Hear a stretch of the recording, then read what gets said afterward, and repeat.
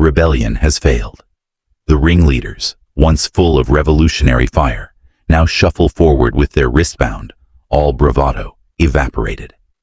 They've gambled everything on victory, and we're now contemplating their inevitable fate. As they reach the execution grounds, they scan for the familiar instruments of death.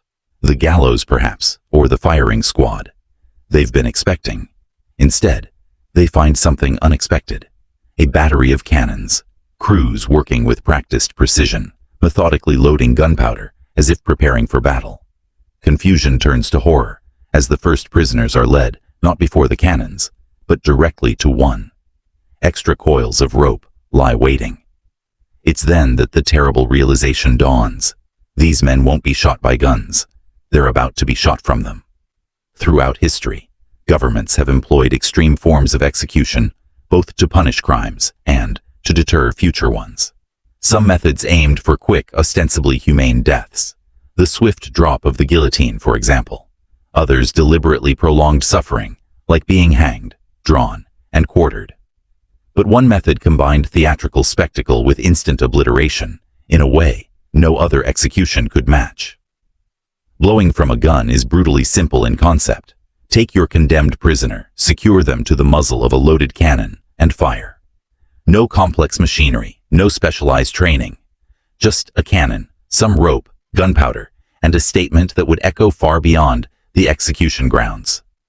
This grim innovation likely originated with the Portuguese in the early 16th century, who used it to maintain control over their colonies in Africa and South America. But it was in the Mughal Empire, stretching across the Indian subcontinent from the 1500s until the 1850s, where the practice became infamous. Rebel leaders, insurrectionists, and political criminals were the primary targets, anyone who challenged imperial authority. Neighboring powers developed their own variations. The Kingdom of Mysore and Maratha Empire employed a particularly nightmarish alternative, tying the condemned to multiple artillery rockets before launch. The unfortunate victim would be simultaneously burned and dismembered, their body, as one witness described, mangled dreadfully as it spiraled through the air. When British influence expanded across India and Central Asia, they discovered a ready-made terror tactic. The East India Company, struggling to control vast territories with limited manpower, adopted the practice, particularly after the Sepoy Rebellion, when mutinous soldiers who had worked for the company faced this explosive retribution. Reports suggest the rebels responded in kind, subjecting captured British soldiers to the same fate. Nowhere embraced this method with more enthusiasm than Afghanistan.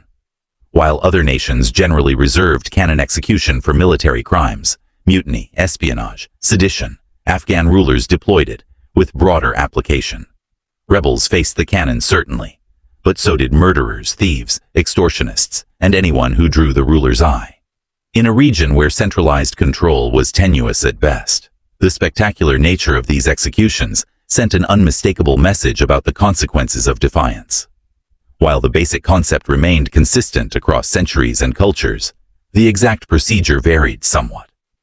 Typically, the condemned would be bound to the cannon with their back pressed against the muzzle. Sometimes, stakes driven into the ground provided additional restraint. Most executions used a blank charge, just gunpowder, no projectile. Death came instantly from the explosive force directed against the victim's spine and internal organs. Occasionally, whether through error or inexperience, crews loaded the cannon with an actual cannonball or grape shot. This created additional hazards for the spectators, as lethal projectiles still followed their natural trajectory through the disintegrating body. In one documented incident, grape shot tore through a group of bystanders, causing injuries severe enough to require amputation. Even without projectiles, bone fragments from the condemned became deadly shrapnel, sometimes embedding in unfortunate witnesses. No specific cannon type was designated for executions. Records mention everything from light 6-pounders to massive 18-pound siege guns. Executioners simply used whatever artillery was available. There's no evidence of purpose-built execution cannons. The results were catastrophic for the human body. According to one eyewitness account, when the gun is fired, his head is seen to go straight up into the air some 40 or 50 feet. The arms fly off right and left high up in the air, and all fall at perhaps 100 yards distance. The legs drop to the ground beneath the muzzle of the gun, and the body is literally blown away altogether, not a vestige being seen. Nature's cleanup crew arrived promptly at these grim spectacles. British observers noted vultures circling execution grounds, sometimes intercepting flesh before it hit the ground. Stray dogs gathered nearby, waiting to scavenge entrails and remains. Not every execution proceeded as planned.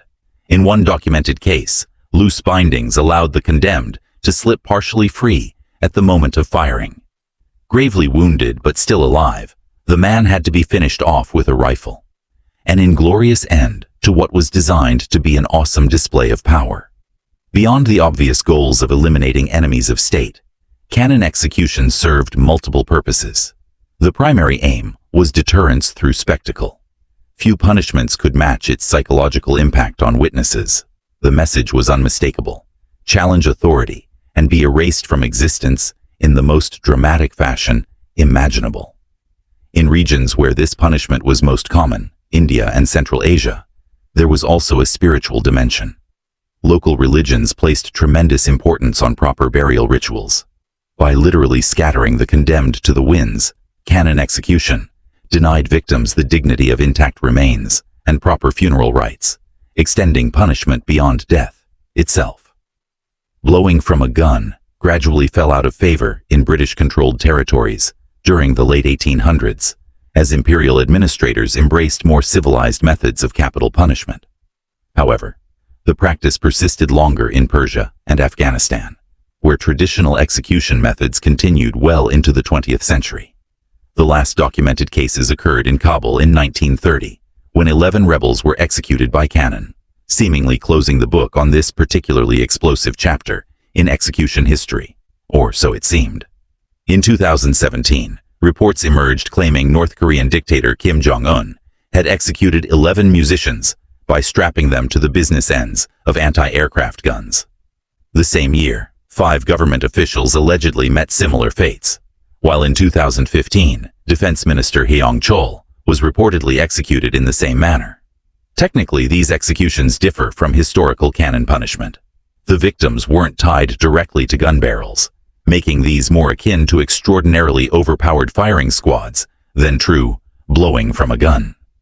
These accounts, coming primarily from defectors, should be treated with caution. North Korea's isolation makes independent verification impossible. The reports may be exaggerated or entirely fabricated, but if true, they represent a modern, possibly even more devastating, revival of one of history's most theatrical methods of execution. From Portuguese colonies to the Mughal Empire, from British India to Afghanistan, blowing from a gun served as the ultimate expression of state power. A punishment designed not just to kill the body, but to obliterate it entirely. For over 4 centuries, the roar of the execution cannon sent an unmistakable message: challenge authority and be erased from existence itself. Today, we look back on such practices as barbaric relics of a less enlightened age, while hoping that reports of their modern revival remain nothing more than unverified rumors. If you enjoyed the video, don't forget to like, share, and subscribe for more historical stories.